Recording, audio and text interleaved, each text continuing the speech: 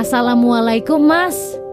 Nasib pahit ini menimpa diriku. Setiap malam aku berdoa seandainya masih ada jodoh untuk diriku, aku akan berbakti dan menyerahkan hidupku untuk suamiku. Kisahku 5 tahun yang lalu saat aku masih kuliah, memang aku tergolong wanita cantik yang jadi rebutan pria saat itu. Ada 2 pria yang mendekatiku, sebut saja nama samarannya Aldo. Dia mendekatiku dengan ketulusan kedewasaan dan selalu mengajarkanku tentang agama hingga selalu mengingatkanku untuk jangan pernah meninggalkan sholat 5 waktu. Namun dia berasal dari keluarga sederhana. Untuk fisik pun ya seperti pria biasa pada umumnya, sedangkan Bambang yang mendekatiku dengan kemewahan, makan di restoran, shopping, nonton bioskop, liburan. Bambang memang menyenangkan secara fisik pun memang wow karena dia rajin fitness. Hingga suatu hari aku terjebak pada pilihan antara Aldo dan si Bambang. Jujur hatiku mantap dengan Aldo dan hatiku benar-benar nyaman saat bersamanya. Namun aku menyangkal hatiku sendiri.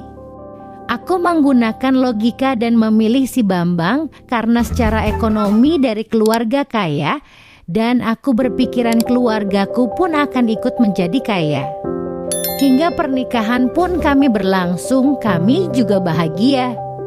Namun kebahagiaan itu hanya berlangsung 2 tahunan saja ketika dia mulai putus asa tiap malam kami berhubungan. Namun aku tak kunjung hamil.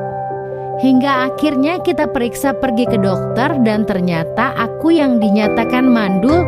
Suamiku sangat kecewa dan tidak menyangka aku yang berparas cantik dan normal ternyata mandul. Pertengkaran akhirnya sering terjadi hingga ternyata suamiku main di belakang dengan wanita lain. Dan beberapa bulan setelah suamiku tahu wanita selingkuhannya hamil, dia sangat senang. Dan tanpa perasaan bersalah dia memutuskan untuk menceraikanku. Hidupku terasa berakhir, aku putus asa. Dan pada suatu hari tanpa sengaja, aku bertemu dengan Aldo setelah bertahun-tahun kami tidak bertemu. Aku curhat menangis sejadi-jadinya, aku meminta maaf dan aku memohon untuk memberikan kesempatan untukku. Namun ternyata dia menolak karena sebentar lagi juga akan menikah dengan wanita pilihannya. Dan ternyata sekarang pun dia juga sudah sukses, bahkan bisnisnya bolak-balik luar negeri.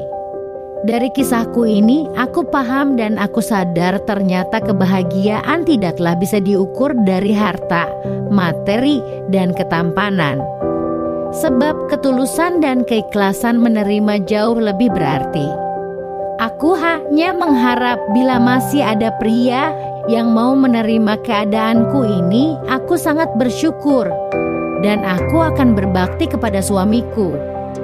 Aku tidak mencari kriteria karena aku sendiri penuh kekurangan.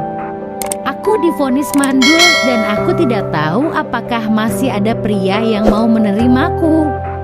Terima kasih Mas sudah mendengarkan curhatanku ini. Sekian, wassalamualaikum warahmatullahi wabarakatuh.